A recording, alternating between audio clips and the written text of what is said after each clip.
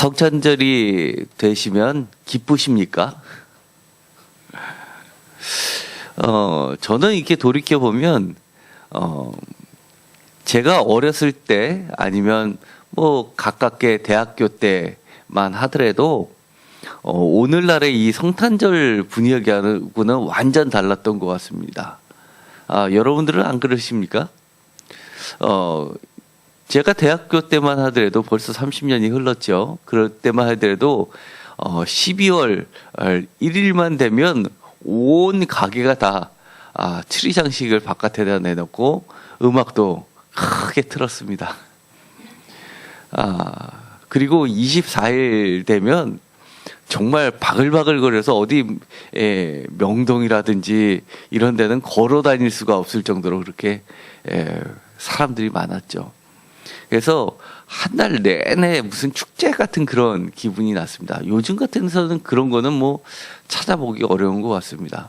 어떻게 보면 좀, 그 당시에는, 그래서 성탄절이 되면 교회에서 그런, 설교를 많이 하셨던 것 같습니다. 그리고 청년부 목사님들이 이 성탄절에는 예수님은 정작 없다. 이런 설교도 많이 했던 것 같습니다. 그리고 상업화되었다. 그러면서 이 성탄절에 이렇게 가게들에서 하는 그런 게 다 없어졌으면 좋겠다. 그래야지 진정한 예수님의 성탄절이 될 텐데 뭐 이런 설교를 많이 들었던 것 같습니다. 그런데 그때는 그 설교가 도저히 이게 마음에 와닿지 않았습니다. 과연 이 크리스마스 성탄 캐롤이 없어질까? 그랬는데 어느 순간 없어졌습니다. 바깥에서 음악을 틀게 하는 일이 법으로 금지되었고, 그리고 나서는 굉장히 조용한 성탄절을 보내기 시작했습니다. 그러면서 또 안타까운 게 또 반대로 또 생겼습니다. 그러다 보니까 성탄절에 예수님이 겉으로 이렇게 딱 드러날 줄 알았는데 거기에 맞물려 가지고 예수님을 기리는 것도 좀 축소된 게 아닌가 이런 생각마저 좀 들었습니다.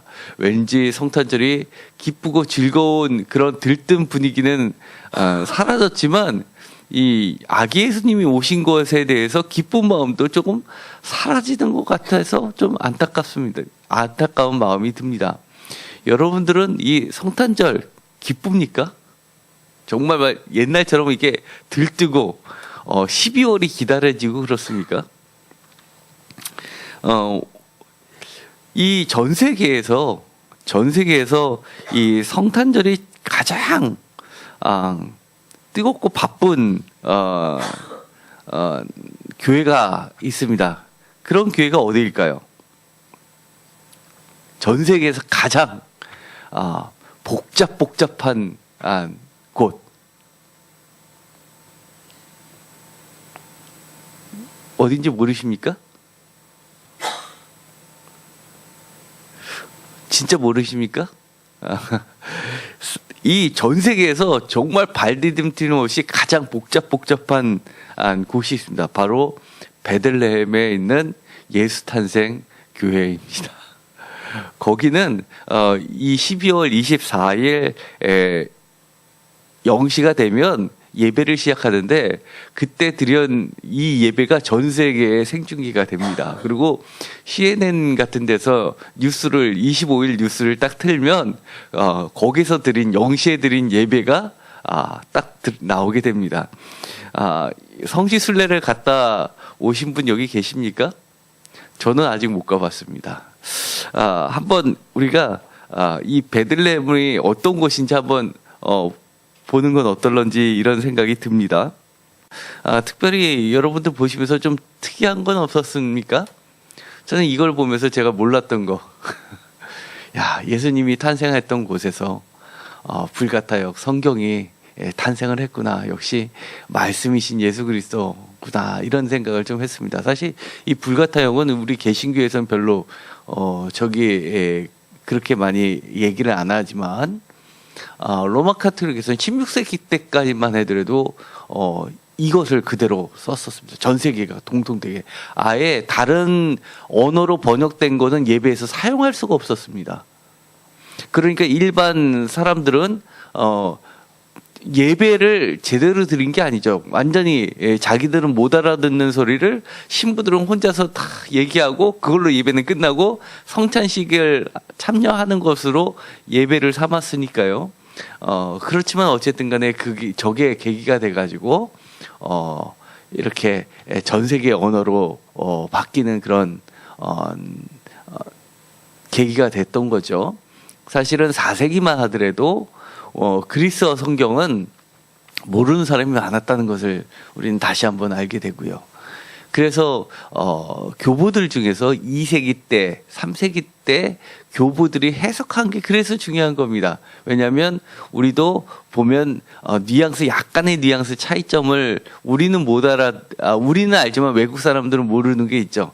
예를 들어서 우리가 잘하는 말이 있습니다. 잘했다.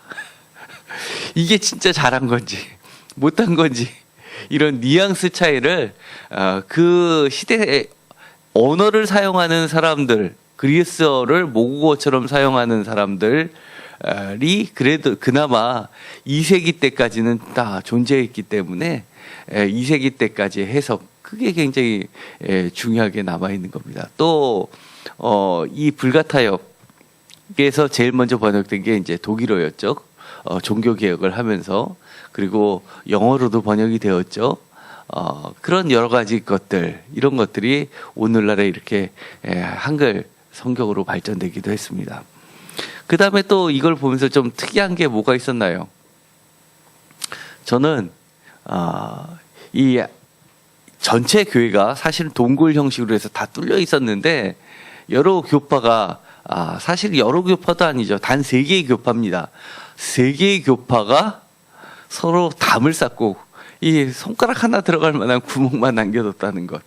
하나님께서는 평화를 위해서 예수 그리스도를 통해서 모든 것이 뚫리게끔 만들었는데 오히려 인간은 그것을 빌미로 잡아서 막는데 그렇게 열심히구나라는 걸 다시 한번 보게 됩니다. 이거 말고도 이제 베들레헴에 대해서 우리가 성경에는 안 나와있지만 실제로 가보면 이렇게 느껴지는 여러 가지 것들 영상이 있는데요. 수요일 날도 제가 골라서 보여드리도록 하겠습니다.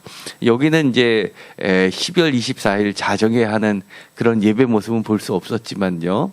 그것보다도 이제 배경이 되는 거, 성경을 보면서 좀 더 이해하기 쉬운 것들, 그런 것들을 중심으로 보여드리고요. 실제로 저게 건물일로 되어 있지만 원래는 동굴인데 동굴에다가 교회처럼 만든 겁니다. 아까 그 구멍 이렇게 보이는 거 있죠?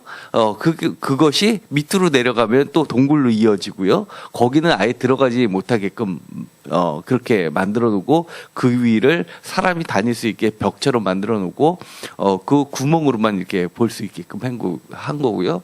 그 별 모양이 특이하지 않았습니까? 별이 보통, 오각형을 많이 쓰죠. 다윗별. 그런데, 저기선 별 모양이 좀 특이했는데 몇 개였죠? 각이? 14개입니다. 14개. 별 모양이 14개인데 그게 왜 그러냐면 마태복음에 보면 예수의 족보를 나타낼 때 14대 14대 14대로 끊어서 예수 탄생교회의 별 모양은 14각짜리입니다. 그렇다는 얘기는 지금 우리가 보는 여러 가지 성상들이라고 하는 것들이 사실은 그 당시에는 언어였죠.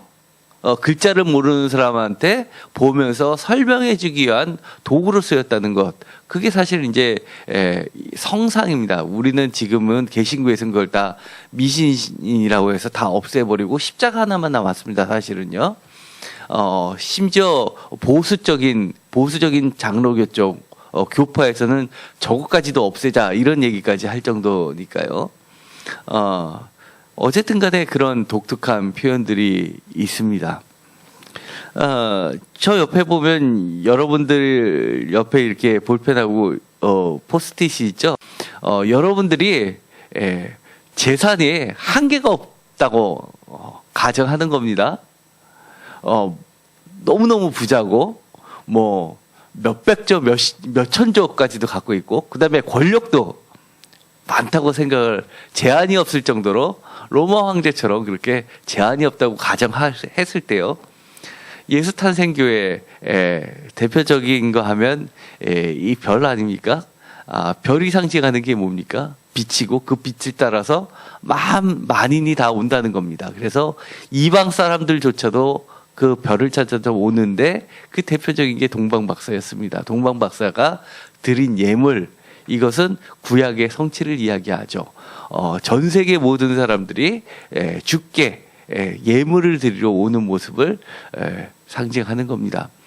만약에 여러분들이 그 자리에 초대가 되었다고 가정하시고 우리가 오늘 예배 끝나고 나서 선물 교환을 할 겁니다.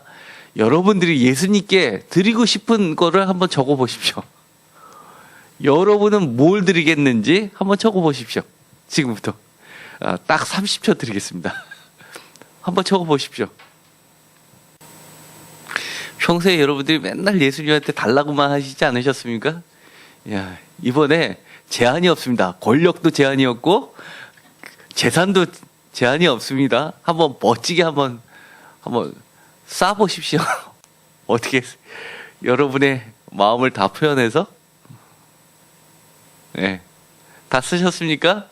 그 선물을 들고 한 분씩 십자가에다가 이 선물을 붙여 보십시오. 여기에 뭐가 이렇게 써 있을까요? 예수님이 어떤 선물을 여러분으로부터 받았을까요? 한번 보겠습니다.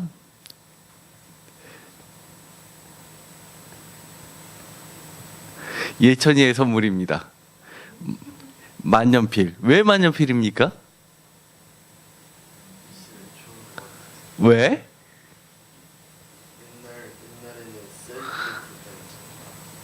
그래서 옛날에는 쓸 때 예수님이 직접 이렇게 성경책을 다 이렇게 써가지고 우리에게 줬으면 좋겠다. 그럴 수 있겠네요. 그죠? 만년필은 얼마짜리? 가장 좋은 거? 그 다음에 예언입니다. 예수님의 제자가 되겠다고 하겠다. 멋지네요. 그죠? 그 다음에 저는 이렇게 썼습니다. 김성승 권사님은 위생적이고 따뜻한 옷과 담요. 그쵸? 우리가 아기 탄생 이야기를 들을 때마다 참 마음이 아프죠?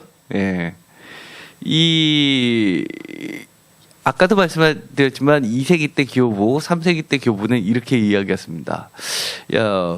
구유에 놓인 아기 예수의 이 포대기 얘기가 나오지 않습니까? 그런데 그 포대기를 뭘로 해석했냐면 수의로 해석했습니다. 누가복음은 철저하게 수의로 시작돼서 수의로 끝나는 복음이다라고 해석을 했습니다. 흰천으로. 특이하죠. 그 다음에 이현주 집사님은 예천이 예언이를 드립니다. 예천이 아버지까지. 이야. 어쩌냐.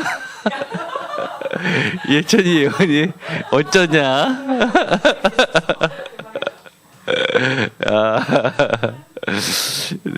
왜 이렇게 쓰셨습니까?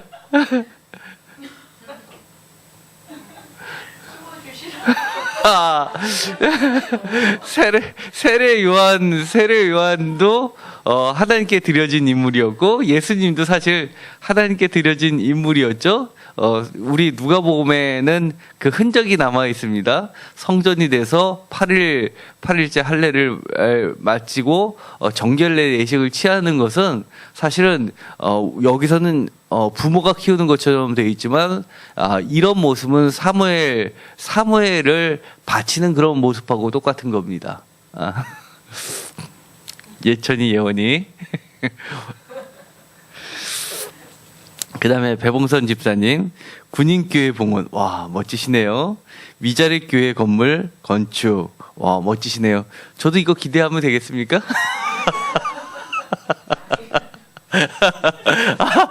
예수님께 예수님께 드리신 예물을 탐내면 예, 예, 교회는 제게 아니기 때문에 전부 주님 것이기 때문에 저는 뭐 기쁘게 받습니다. 거기서 열심히 바닥 청소를 해야죠. 강진희 사모님은 호텔. 예, 왜 호텔입니까? 예, 왜 호텔입니까? 예? 구유 대신에. 예, 예. 네, 감사합니다. 아무튼 다들 멋지시네요. 이게 제한이 없으니까, 그죠? 그 다음에 배봉선 집사님이 또 하나 더 쓰셨죠? 전 세계 물 부족한 사람들에게 깨끗한 물을 공급하는 단체 또는 기업을 만들어 드림. 예, 아주 멋지시죠? 예. 진짜 물 기업이 있습니다. 누굴까요? 전 세계에서 가장 큰 물 기업. 이렇게 모르시는 표정을 지으시면 어떻게 합니까? 다 아시는데. 예수님께서 예, 생수. 우물가의 여인에게 주었던 생수. 네. 네, 주님이 아마 기뻐하셨을 것 같습니다. 오늘의 말씀을 읽어보면요, 저희가 여러 가지 본문들을 쭉 했죠. 그 여러 가지 본문들, 특별히 누가복음 2장 10절은 천사들, 10절은 천사들이 했던 말입니다. 그렇죠? 기쁜 소식이라는 겁니다. 그리고 10절에 이어서 14절에도 마찬가지 이야기가 나옵니다. 지극히 높은 곳에서는 하나님께 영광이요 땅에서는 하나님이 기뻐하신 사람들 중에 평화로다. 여기서도 마찬가지로 기쁨의 이야기가 나오고 있습니다. 그리고 이 20절에는 목자의 반응이 나옵니다. 목자가 20절에 듣고 본 그 모든 것으로 인하여 하나님께 영광을 돌리고 찬송하며 돌아갔더라라고 되어 있어서 굉장히 기뻐하는 이 목자의 모습이 나오게 됩니다. 사실은 유대인들이 인사할 때 하는 말이 있습니다. 샬롬, 평화. 반면에 헬라인들이 하는 인사가 있습니다. 기뻐하라, 이겁니다. 독특하죠? 그래서 이 누가복음의 이 2장에 있는 내용은 헬라인과 유대인들의 첫 인사를 모두 합쳐놓은 겁니다. 그렇다는 이야기는 유대인, 이스라엘 사람들 뿐만 아니라 이방 사람들 모두에게 하나님께서 그렇게 인사를 전하고 계시는 겁니다. 그 중심에는 예수 그리스도가 계신 겁니다. 그런데 이 본래의 뜻이 무엇인지 우리가 좀 더 알려면 1차적으로 누가복음에서 무엇을 이야기하는 것을 다 찾아보면 됩니다. 이 뜻을 알아보기 위해서 예를 들어서 마태나 마가복음을 보는 것보다는 누가복음이 이 기뻐하라, 기쁨이다 라고 한 그 본뜻은 저자인 누가가 가장 잘 알기 때문에 누가복음에서 1차적으로 찾으면 좋습니다. 그런데 이 기뻐하는 이야기를 할 때 누가복음 19장 42절에 보면 이런 이야기가 나와 있습니다. 너도 오늘 평화에 관한 일을 알았더라면 좋을 뻔하였거니와 지금 내 눈에 숨겨졌도다라고 이야기를 하십니다. 이 이야기를 하시는 데는 예수님께서 이 19장이니까 십자가에 달려 돌아가시기 전입니다. 그때 예루살렘에 방문하셔서 예루살렘 성을 보시며 우시면서 하셨습니다. 그러면서 공동번역에서는 표준세 번역에서는 이렇게 번역을 합니다. 오늘 내가 평화의 길을 알았더라면 얼마나 좋았겠느냐. 그러나 지금 너는 그 길을 보지 못하는구나 라고 하면서 분명히 예수님이 오신 목적이 기쁨과 평화를 전하려고 했는데 그것이 예수님은 전했어도 그것을 알아보지도 못하고 알아듣지도 못하고는 사람들이 많다는 겁니다. 오늘날 우리가 성탄절을 다 축하합니다. 기뻐합니다. 그런데 주님은 그렇게 기쁨을 주시는데, 우리에게 주시는데, 우리가 진짜 기뻐하는 게 주님이 주시는 그 기쁨 때문에 주시는 건지, 그 기쁨을 우리가 기뻐하는 건지, 아니면 주님이 주시지도 않는 기쁨을 우리가 기쁨이라고 생각하면서 쫓고 있는지 좀 생각해 볼 필요가 있습니다. 어쩌면 오늘 이렇게 이야기하실 수도 있는 겁니다. 강민아, 너가 평화의 길을 좀 알았더라면 얼마나 좋았겠니? 너는 강민아, 아직도 그 평화의 길을 보지 못하는구나 라고 하시면서 우실 수도 있는 겁니다. 마태복음 10장에서는 심지어 이런 이야기를 합니다. 오늘 우리가 읽었었던 누가복음의 2장의 이야기하고는 사뭇 다릅니다. 내가 세상에 화평을 주러 온 줄로 생각하지 말라고 이야기합니다. 화평이 아니라 검을 주러 왔다고 이야기합니다. 평화가 아니라 칼이라고 이야기를 하는 겁니다. 그러면서 그 유명한 말씀을 하시죠. 내가 온 것은 35절에 그 아버지와 딸이 그 아버지와 딸이 어머니와 며느리가 시어머니와 불화하게 하려 함이라. 표준세번역에서는 이렇게 얘기합니다. 거슬러 갈라서게 하러 왔다. 우리가 사실 이 이야기는 받아들이기 어렵습니다. 그렇지만 이것은 오늘날에도 진리입니다. 왜냐하면 하나님이 하신 말씀이기 때문입니다. 사람이 그 아버지와 딸이 어머니와 며느리가 시어머니와 불화하게 하는 예수님을 예언이는 믿을 수 있습니까? 엄마는 예천이와 예원이를 예수님의 선물로 드렸습니다. 예천이는 아버지와 어머니와 갈라설 수 있습니까? 복음 때문에. 이건 참 어려운 이야기입니다. 거기다 해설을 하나 더 달아놔 말씀해 주셨습니다. 사람의 원수가 자기 집안 식구라. 이게 과연 무엇일까요? 사실은요, 우리가 아버지, 딸, 어머니, 아들, 며느리, 시어머니, 이건 다 뭐에 대한 은유입니까? 우리가 우리의 행복을 보장해 줄 수 있는 것이라고 생각하는 모든 것들입니다. 우리 가정하면 대부분의 사람들은 행복한 가정을 꿈꿉니다. 심지어 부모님을 다 불의의 사고로 잃게 된 사람도 이런 행복한 가정을 다 꿈을 꿉니다. 그런데 주님은 이렇게 이야기를 하시는 겁니다. 너희들이 생각하는 세상에서 완벽한 평화와 기쁨을 줄 수 있다는 그것이 과연 진실이냐, 진리냐라고 우리에게 다시 한번 물어보시는 겁니다. 참된 평화, 참된 기쁨은 주님만이 우리에게 주실 수 있다고 이야기하는 겁니다. 그래서 사실 이 구절 다음에는 십자가 이야기가 나옵니다. 진정한 주님의 제자가 되는 것, 그것은 자기 십자가를 지고 따라오지 않는 자는 불가능함을 이야기하시면서 우선순위를 이야기하십니다. 우리는 이 세상에 살면서 얼마나 거짓된 것을 진짜처럼 붙잡고 사는 경우가 얼마나 많이 있습니까?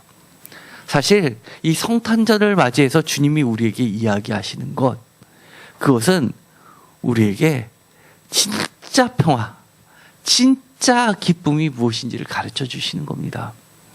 그런데 그 길을, 감추어져 있는 그 길, 우리가 보지 못하는 그 기쁨과 평화를 끝내 보지 못한다면 사실은 아까 누가복음 19장에서 이야기하는 것처럼 어떻게 된다는 겁니까?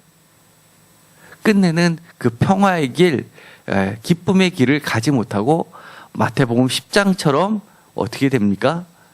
거슬러 갈라지게 하는 역사가 일어날 수밖에 없다는 겁니다. 그러면 주님이 이야기하신 기쁨이라는 게 무엇일까요? 기쁨이라는 게 무엇일까요? 오늘 성탄절을 모여서 여러분은 다 기쁘다고 이야기했습니다. 그러면 정말 하늘에서 들려온 음성처럼 우리가 진짜 기쁠려면 어떻게 해야 됩니까? 진짜 평화를 누리려면 어떻게 해야 합니까? 우리가 아까도 화면에서 봤죠? 베들레헴이라는 곳에 전 세계 그 많은 사람들이 소유하고 싶습니다. 만약에 여러분이 베들레헴 그 탄생 지역을 여러분의 땅, 앞마당으로 등기가 되어 있다고 생각해 보십시오. 그러면 거기에 입장료만 받더라도 대한민국의 연간 세입액보다 더 클 겁니다. 안 그렇습니까? 그런데 단 3개의 종파가 그것을 소유하고 나서 했던 일이 뭡니까? 벽을 쌓는 일이었습니다. 조그만 구멍 하나 남겨두고. 오늘 우리가 읽었었던 말씀이 있습니다. 7장 32절이었습니다. 뭐였는지 기억나십니까? 7장 32절? 이건 굉장히 유명한 말씀입니다. 다 같이 다시 한번 읽어볼까요? 7장 32절. 비유하건대 아이들이 장터에 앉아 서로 불러 이르되 우리가 너희를 향하여 피리를 불어도 너희가 춤추지 않고 우리가 곡하여도 너희가 울지 아니하였다 함과 같으니라. 이 이야기는 예수님의 전체 말씀을 대표할 만한 그런 말씀입니다. 이 말씀 모르시는 분 계십니까? 사실 이 말씀은 굉장히 중요하고도 유명한 말씀인데 교회에서 설교를 많이 못 들어왔던 말씀일 겁니다. 이 이야기는 뭐냐면요, 주님께서 이 땅에 오셔가지고 이렇게 장터에 나와 있는 아이들처럼 하셨다는 겁니다. 표준 세번역에서는 이렇게 번역합니다. 그들은 마치 어린이들이 장터에 앉아서 서로 부르며 말하기를 우리가 너희에게 피리를 불어도 너희는 춤추지 않았고 우리가 애곡을 하여도 너희는 울지 않았다 하는 것과 같다. 장터에 있는 아이들이 놀이를 합니다. 게임을 합니다. 두 편으로 갈라서서 한쪽에서는 피리를 부르면 다른 쪽은 따라서 춤을 춰야 되고요. 또 다른 편에서 곡소리를 내면 다른 쪽에 있는 아이들은 눈물을 흘리는 게임을 한 겁니다. 마치 예수님이 이 땅에 오셔서 했던 역할이 이거라는 겁니다. 주님은 슬퍼하는 자들과 함께 같이 슬퍼해 주셨고 기뻐하는 자들과 함께 기뻐하셨는데 세상은 그거를 따르지 않았다는 겁니다. 하나님은 슬퍼하실 때 예수님은 하나님의 곡소리를 듣고 우셨고 하나님이 피리를 부실 때 예수님은 이 땅에서 함께 춤을 추셨다고 이야기를 합니다. 제자가 무엇입니까? 주님이 피리를 불면 우리도 춤을 춰야 되고 주님께서 곡을 하시면 우리가 울어야 되는데 우리는 거꾸로 했다는 겁니다. 여러분은 어떻습니까? 주님이 기뻐하시는 자리에서 여러분도 같이 춤을 추십니까? 주님께서 곡소리를 내시는 곳에서 여러분도 같이 울고 계십니까? 혹시 반대로 하고 있지는 않습니까?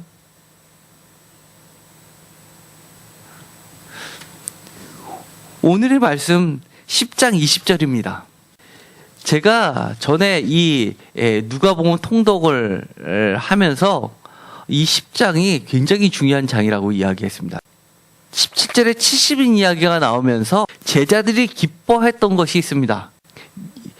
예수님께 70인들이 이렇게 이야기합니다. 돌아와서 이르되 주의 이름이면 귀신들도 우리에게 항복하다이다라고 기뻐합니다. 우리들도 예수 믿는다라고 하면 죽기를 생각하시는 분이 있습니다. 사탄을 멸하는 것. 예수님께서는 이렇게 이야기하십니다. 사탄이 하늘로부터 번개같이 떨어지는 것을 내가 봤다라고 이야기합니다. 모르는 거 아니다라고 이야기합니다. 그런데 이렇게 이야기합니다. 20절에 그러나 다 같이 읽겠습니다. 귀신들이 너희에게 항복하는 것으로 기뻐하지 말고 너희 이름이 하늘에 기록된 것으로 기뻐하라 하시니라. 참된 기쁨은 뭐라는 겁니까? 우리의 이름이 하늘에 기록되는 것. 우리는 때때로요, 하나님이 진짜 기뻐하는 것을 놓칠 때가 있습니다. 우리가 복 받는 것, 직장 잘 되는 것, 사업 잘 되는 것, 부자 되는 것, 심지어 교회 세우는 것. 우리는 내가 교회 세우고 선교하고 이런 것들, 이거 하나님이 기뻐하시죠. 그런데 하나님이 가장 기뻐하시는 게 뭘까요? 우리의 이름이 생명책에 기록되는 겁니다. 우리의 자녀가 신문에 났습니다. 어떻게 났습니까? 서울대 전체 수석. 기쁘죠? 하나님의 이 영광 드러냈다고 교회에서 아마 플랜카드 붙일 겁니다. 신문에도 났으니까 딱 한 명 있는 거 아닙니까? 그런데 주님께 우리가 이렇게 기도를 하지 않겠습니까? 하나님 감사합니다. 정말 우리의 자녀가 하나님께 영광 돌리더이다. 주님께서 이렇게 이야기를 하신 겁니다. 그러나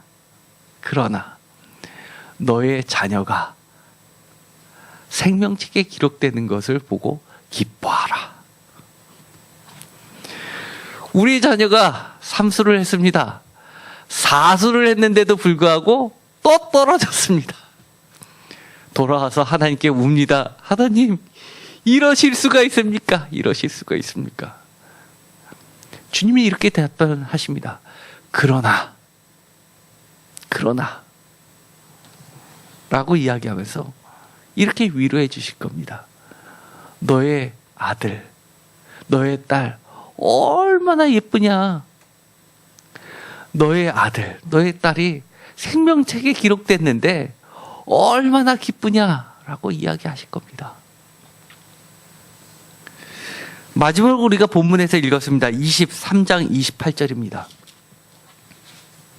우리가 지금까지 2장에서부터 시작해서 누가복음 전체를 끝까지 흐르고 있습니다. 23장 28절입니다.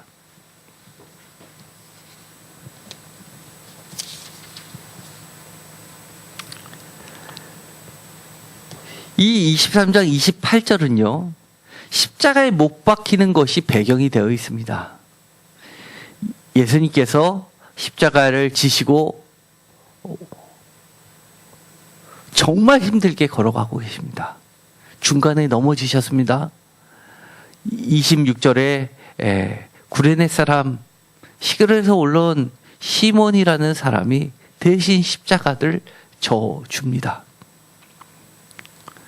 27절에 슬피 우는 여자들의 큰 무리가 가슴을 치면서 울고 있습니다. 그때 예수님께서 28절에 이렇게 이야기하시는 장면이 나오는 겁니다. 예루살렘의 딸들아, 다 같이 읽겠습니다. 나를 위하여 울지 말고 너희와 너희 자녀를 위하여 울라. 아멘. 우리는 엉뚱한 것을 보고 울고 있지 않습니까? 우리는 엉뚱한 걸 보고 기뻐하지 않습니까? 주님이 이야기하는 것, 우리를 위해서, 나 자신을 위해서, 우리의 딸들을 위해서, 우리의 아들들을 위하여 울라라고 이야기하는 겁니다. 많은 사람들이 교회 신앙생활을 하고 있습니다. 예수님을 쫓아가고 있습니다.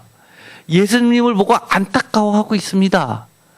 그럼에도 불구하고 여전히 예수님이 기뻐하는 것에 기뻐하지 아니하고, 예수님이 정말 슬퍼하는 것에 슬퍼하지 아니하고, 그렇게 엉뚱한 것을 보고 슬퍼하지는 않습니까? 엉뚱한 것을 보고 기뻐하지는 않습니까? 우리가 정말 상상도 못하는 일들 우리 겪었습니다. 봤습니다. 말씀이 창피해서 친구들 모임에도 못 나간다는 그런 말 상상이나 해봤습니까? 그렇지만 그게 우리들의 모습입니다. 언제는 주님을 쫓아간다고 이야기했지만 정작 우리 삶 가운데서는 그것을 놓쳐버릴 때가 있습니다. 주님께서 오늘 성탄절에 오셨습니다. 주님이 오셨는데 주님 하나 모실 만한 여인숙이 없었다고 합니다. 사모님은 돈이 많다 그러면 호텔 하나 지어드리겠다고 그렇게 서원했습니다. 진짜 호텔이 어딥니까? 진짜 호텔이 어딥니까? 예수님이 누우셔서 정말 기뻐하실 수 있는 호텔, 예수님이 정말 슬퍼서 곡소리 낼 때 같이 울어주면서 위로해 줄 수 있는 호텔, 여러분들의 각자가 주님의 정말 주님이 누우실 그런 호텔이 됐으면 좋겠습니다. 오늘 너무나 성탄절이 되면 이 본문은 전 세계 교회에서 가장 많이 찾고 설교하는 본문 아닙니까? 그저 기쁘다, 즐겁다라고 지나가면 되겠습니까? 주님이 정말 우리가 모셨다면 주님이 기뻐하시는 것, 지금 주님께서 진짜 슬퍼하시는 것에 우리가 평생 같이 기뻐하고 슬퍼하며 주님의 탄생을 축하드렸으면 좋겠습니다. 기도하고 마치기로 하겠습니다. 하나님 감사합니다. 주님께서 아기 예수를 우리들에게 보내주셨습니다. 주님이 성장하십니다. 주님이 피리를 부십니다. 우리도 함께 기뻐할 수 있게 하시고, 주님이 곡소리를 내시면 우리도 함께 울 수 있게 하여 주옵소서. 엉뚱한 거 보고 즐거워하고 엉뚱한 거 보고 슬퍼하는 것이 아니라 우리와 나 자신과 우리들의 자녀를 위해서 우는 자들이 되게 하여 주옵소서. 하늘이 기뻐할 때, 하나님이 기뻐하실 때 우리도 하나님이 그 기뻐하시는 자리에 함께하게 하여 주시옵시고, 하나님이 슬퍼하는 것은 우리가 세상에 어떤 기쁨이 있다 하더라도 그것을 포기하고 하나님 편에서 함께 울 수 있게 하여 주옵소서. 예수님의 이름으로 기도드렸습니다. 아멘.